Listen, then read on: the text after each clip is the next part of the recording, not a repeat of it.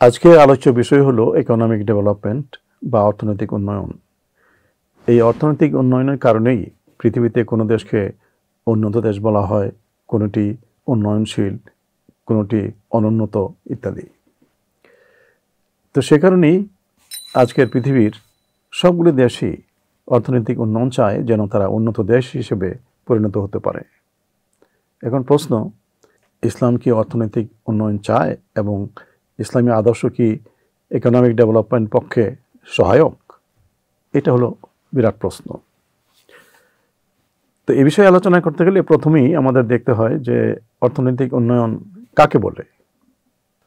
প্রচলিত অর্থনীতিতে অর্থনৈতিক উন্নয়নের পরিমাপ হলো জিডিপি অ্যান্ড জিডিপি গ্রোথ। জাতীয় আয় কত হচ্ছে এবং জাতীয় আয়ের প্রবৃদ্ধি কি হচ্ছে ওটার উপর নির্ভর করে। ইসলামী অর্থব্যবস্থায় এই প্রবৃদ্ধি এবং জাতীয় আয়কেই শুধু অর্থনৈতিক উন্নয়ন বলা হয় না। কারণ জাতীয় আয় যদি অনেক বেশি হলো, প্রবৃদ্ধি অনেক বেশি হলো, সেই প্রবৃদ্ধি এবং জাতীয় আয় যদি মাত্র কয়েকজনের হাতে কক্ষিগত রইল, তাহলে তো জনকল্যাণ হলো না। ইসলাম জনকল্যাণ চায়, এমন প্রবৃদ্ধি, এমন জাতীয় আয় যার দ্বারা মানুষের উপকার হয়, কল্যাণ হয়। তো এই হিসেবে আমি আমার প্রবন্ধে, যা বিদেশি জার্নাল ছাপা হয়েছে, সেখানে দেখিয়েছি ইসলামী দৃষ্টিভঙ্গিতে অর্থনৈতিক উন্নয়নের 3টি উপাদান রয়েছে। প্রথম হলো ইকোনমিক গ্রোথ, যেটা হলো প্রচলিত অর্থনীতিতে ইকোনমিক ডেভেলপমেন্টের প্রধান দিক, এটাও ইসলামে আছে। দ্বিতীয় হলো বন্টন। বন্টনটা সুষম বন্টন হতে হবে। যা উৎপাদিত হলো সেটা যদি কয়েকজনের হাতে রইল, সেটা জনগণের কল্যাণ হয় না। কেন ইসলামী দৃষ্টিভঙ্গিতে উন্নয়ন হতে হলে এটা সুষম বন্টন হতে হবে। তৃতীয়, মূল্যবোধ। নৈতিকতা ও মূল্যবোধ হলো উন্নয়নের একটা অবিচ্ছেদ্য অঙ্গ। আমরা কিছুক্ষণ পর এই বিষয়টি আলোচনা করব। প্রথমেই আমরা ইকোনমিক গ্রোথ বা অর্থনৈতিক প্রবৃদ্ধির সম্পর্কে শুরু করতে চাই। এ ব্যাপারে কথা হলো এই যে ইসলাম এই প্রবৃদ্ধির পক্ষে, প্রবৃদ্ধিকে উৎসাহিত করে। শুধু উৎসাহিত না, এটাকে বাধ্যতামূলক করে এবং এমন একটা সিস্টেম উপস্থাপন করে যা প্রবৃদ্ধির পক্ষে। আমি এর প্রত্যেকটি বিষয় খুব সংক্ষিপ্তভাবে আলোচনা করতে চেষ্টা করব। প্রথমেই প্রবৃদ্ধির উৎসাহ।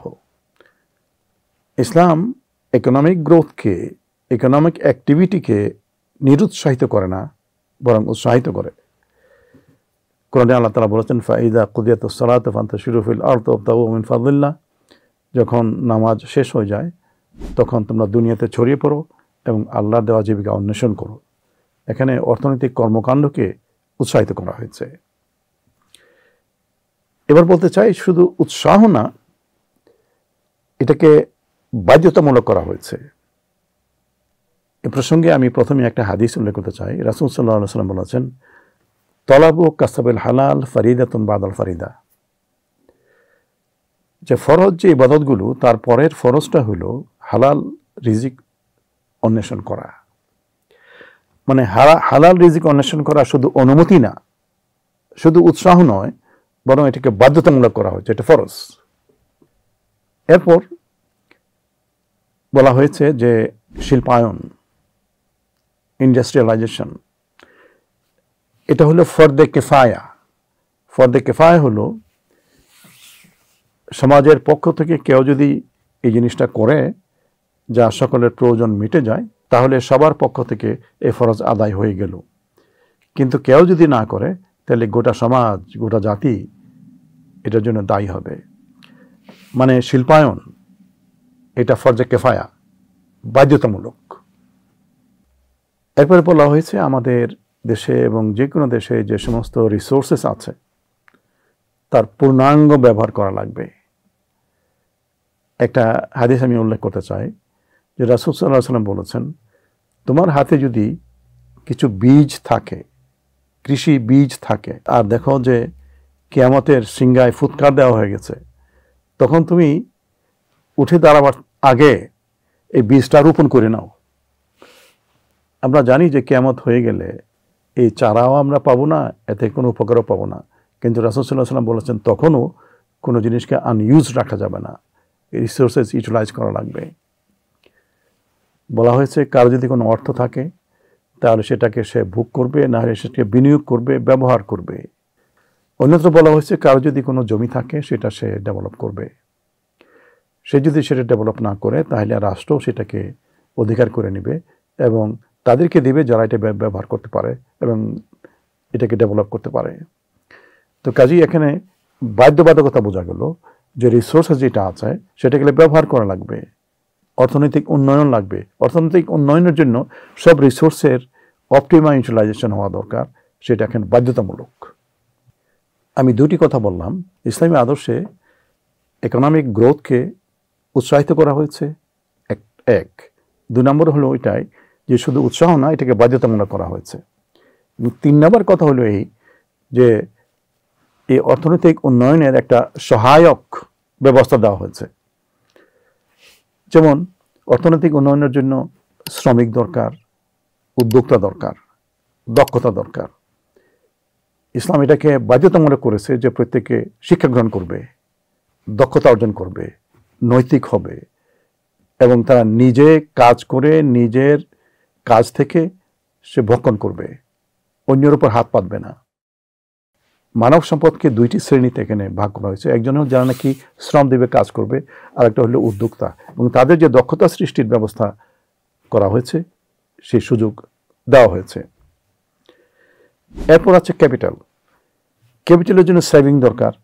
ইসলামী অর্থনীতিতে সেভিংসের প্রচুর সুবিধা রয়েছে এবং যে সঞ্চয় হবে তার একটা পূর্ণাঙ্গ বিনিয়োগের ব্যবস্থা রাখা হয়েছে। আমি অন্য একটা ভিডিওতে সেটা বলতে চেষ্টা করব যে কিভাবে সঞ্চয়ের ব্যবস্থা রাখা হয়েছে এবং সঞ্চিত অর্থ পুরোটাই যেন বিনিয়োগ হয় তার একটা ব্যবস্থা রাখা হয়েছে। এরপরে অন্যান্য রিসোর্স, যেটা আমি আগে বললাম, এটা ব্যবহার করা লাগবে। তো এই একটা ইকোনমিতে যে সমস্ত জিনিস আছে, শ্রম, উদ্যোগ, ক্যাপিটাল ফরমেশন এবং ক্যাপিটালের ব্যবহার, আর একটা হলো অন্যান্য রিসোর্সের ব্যবহার, এই সবগুলোর ব্যবহারের এবং অপটিমাম ইউটিলাইজেশনের এক সহায়ক ব্যবস্থা দেওয়া হয়েছে। তো এই প্রবৃদ্ধির কয়েকটা জিনিস বললাম। একটা হলো উৎসাহ, আরেকটা হলো এটাকে বাধ্যতামূলক করা হয়েছে, আরেকটা হলো যে শিল্পায়নটাকে ফরজ করা হয়েছে, এরপরে হলো একটা সহায়ক ব্যবস্থা দেওয়া হয়েছে। যতগুলি ফ্যাক্টরস অফ প্রোডাকশন আছে, রিসোর্সেস আছে, সবগুলির জন্য সুন্দর ব্যবহার হয় তার ব্যবস্থা দেওয়া হয়েছে। এগুলি যদি করা হয় তাহলে সেই দেশে, সেই জাতিতে ইকোনমিক গ্রোথ অবশ্যই হতে হবে। এবার অর্থনৈতিক উন্নয়নের দ্বিতীয় উপাদান, একটি ছিল ইকোনমিক গ্রোথ, অর্থনৈতিক প্রবৃদ্ধি। দ্বিতীয় হলো বন্টন, সুষম বন্টন। কোরআনে ফায় এবং অন্যান্য জিনিসের বন্টন সম্পর্কে যে নিয়ম দেওয়া হয়েছে তারপর বলা হয়েছে যে কাইলা ইয়াকুনা দুরাতাম বাইনাল আগনিয়া মিনকুম। আল্লাহ তাআলা সম্পদ বন্টনের এই নীতি দিয়েছেন এই জন্য যেন এই সম্পদ কয়েকজনের হাতে কুক্ষিগত না থাকতে পারে, ধনীদের হাতেই সেটা সঞ্চালিত হতে না পারে। এটা যেন বন্টিত হতে পারে এবং সেই বন্টন যেন সুষম বন্টন হয়। এই সুষম বন্টনের ব্যবস্থা অনেক বড়, সেটা আমি অন্য একটা ভিডিওতে আলাপ করব। তবে সংক্ষেপে এই যে কোনো জাতিতে বন্টনের প্রধান দিক হলো একটা দেশে কোনো একটা বছরে যে সম্পদ অর্জিত হলো, উৎপাদিত হলো, সেই সম্পদ মানুষের হাতে কিভাবে বন্টিত হলো সেটা, অর্থাৎ উৎপাদন প্রক্রিয়ায় বন্টন। অনেকে বলে যে জাকাতের মাধ্যমে বন্টন, জাকাতের মাধ্যমে কতটুকু বন্টন হবে এবং ট্যাক্সের মাধ্যমে এটা কতটুকু হবে, এটা আসল কথা না। আসল কথা হলো এই যে একটা দেশে যে জাতীয় আয় হলো, উৎপাদন হলো, সেটা উৎপাদন প্রক্রিয়ার মাধ্যমে মানুষের হাতে কিভাবে বন্টিত হলো, উদ্যোক্তা কত পেল, শ্রমিকরা কত পেল, যারা ক্যাপিটাল যারা দিচ্ছে তারা কত পেল, যারা অন্যান্য রিসোর্স দিয়েছে তারা কত পেল। এই বন্টনটা যদি সুষম হয় তাহলে এই দেশে সম্পদ বন্টন সুষম হবে। ইসলাম সেই ব্যবস্থা দিয়েছে। আমি এটা অন্য একটা ভিডিওতে সেটা আমি আলাপ করেছি। এর পরের ব্যাপার হলো এই বন্টনের পরেও যে কিছুটা ইমব্যালেন্স থাকে, সেই ইমব্যালেন্সটাকে দূর করার জন্য দেওয়া হয়েছে সোশ্যাল সিকিউরিটি সিস্টেম, জাকাত, ট্যাক্স ইত্যাদির মাধ্যমে সেটাকে ব্যালেন্স করার চেষ্টা করা হবে। আরেকটি ব্যাপার হলো যে দুর্নীতিকে বন্ধ করা হয়েছে। যে কোনো দেশে, বিশেষ করে উন্নয়নশীল দেশে, এই যে সম্পদ বন্টনে বৈষম্য সৃষ্টি হয়, এই বৈষম্যের প্রধান কারণ হলো দুর্নীতি। কেউ কেউ মেগা প্রজেক্ট করে সেখান থেকে কমিশন নেয়, এই শেয়ার নেয়, এইগুলি নিয়ে হাজার হাজার কোটি টাকা অর্জন করে দেশে রাখে, বিদেশে পাচার করে। তো এটার প্রধান কারণ হলো দুর্নীতি। এভাবে যে সমস্ত কারণে দেশে সম্পদ বন্টনে বৈষম্য সৃষ্টি হয় সেটাকে বন্ধ করা হয়েছে, এবং যে সমস্ত কারণে বন্টন সুষম হয় তার ব্যবস্থা রাখা হয়েছে। তো এটা হলো অর্থনৈতিক উন্নয়নের দ্বিতীয় উপাদান। প্রথম হলো অর্থনৈতিক প্রবৃদ্ধি, এরপর হলো যে প্রবৃদ্ধি হলো সেটার সুষম বন্টন। অর্থনৈতিক উন্নয়নের তৃতীয় উপাদান হলো নৈতিকতা ও মূল্যবোধ। নৈতিকতা মূল্যবোধের দুইটি ব্যাপার আছে। একটি ব্যাপার হলো এই নৈতিকতা মূল্যবোধ যদি না থাকে তাহলে কোনো দেশে যতই রিসোর্সেস, ন্যাচারাল রিসোর্সেস থাকুক, সেখানে উন্নত হবে না। আমি একটা উদাহরণ দিই। কঙ্গো একটা দেশ, সেখানে গোল্ড মাইন আছে, স্বর্ণের খনি আছে, ডায়মন্ডের খনি আছে, কিন্তু তাদের পার ক্যাপিটা আয় হলো $500 নিচে। জাপান আর একটা দেশ, সেখানে আছে শুধু কয়লা, লোহা, এ ধরনের ছোটোখাটো জিনিস, কিন্তু তাদের পার ক্যাপিটা ইনকাম হলো $30,000 উপর।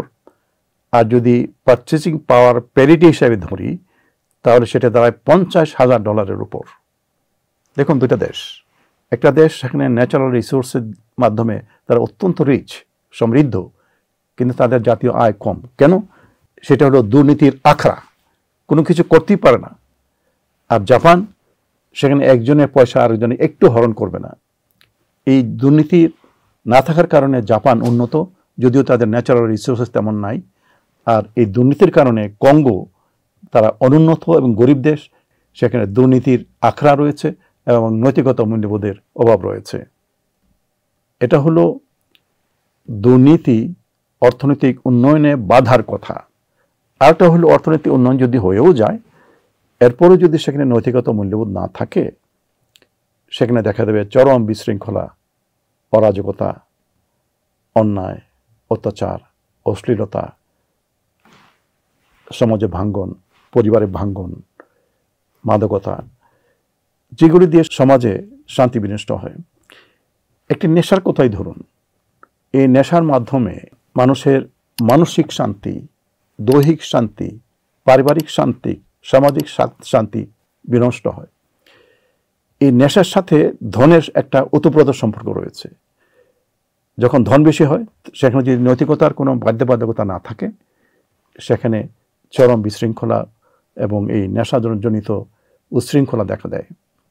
ইসলামী দৃষ্টিভঙ্গিতে বলতে গেলে এটা সবারই জানা যে ইসলাম নৈতিকতা ও মূল্যবোধের পক্ষে। ইসলাম মানেই নৈতিকতা ও মূল্যবোধ।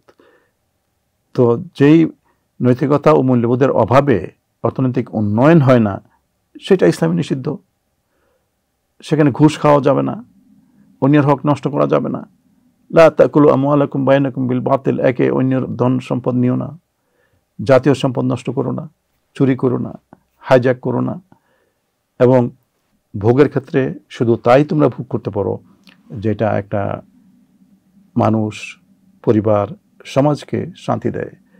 যেগুলো অশান্তি দেয়, নাইট ক্লাব সংস্কৃতি, আকাশ সংস্কৃতি, উচ্ছৃঙ্খলা সংস্কৃতি, অশ্লীলতার সংস্কৃতি নিষিদ্ধ। তো এটা হলো তিনটি বিষয় এখানে, যে ইসলাম হলো ইকোনমিক ডেভেলপমেন্টের পক্ষে। আমি এখানে বলতে চেষ্টা করলাম যে ইসলামী দৃষ্টিভঙ্গিতে ইকোনমিক ডেভেলপমেন্টের তিনটি উপাদান রয়েছে। একটা হলো ইকোনমিক গ্রোথ, অর্থনৈতিক প্রবৃদ্ধি, দ্বিতীয় হলো সম্পদ বন্টন, সুষম বন্টন, তৃতীয় হলো নৈতিকতা ও মূল্যবোধ। যে কোনো জাতি এই তিনটি জিনিসকে অনুসরণ করবে সে দেশ উন্নত হবে, সে দেশের মানুষ সুখে ও শান্তিতে বাস করবে। সবাইকে ধন্যবাদ।